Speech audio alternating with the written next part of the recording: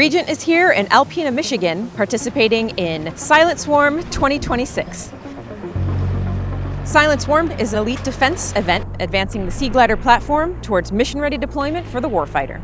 Squire, REGENT's autonomous Sea Glider drone, is here to partner with other technologies and prove out that it is a highly versatile and adaptable platform for multiple technologies across the entire electromagnetic spectrum.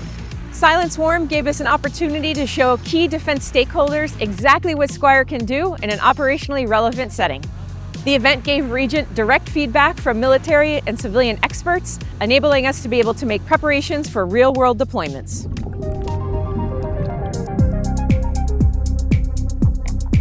It's awesome to be part of this experience because we work together as a very close-knit team and we can iterate on a daily basis, tooling and re-engineering things that need to make Squire better.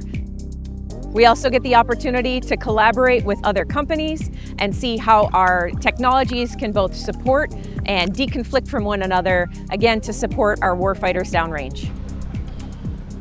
The REGENT defense team did incredibly well at Silent Swarm, and Squire continues down the path to prove that it is incredibly versatile for multiple missions and a valuable asset to the warfighter.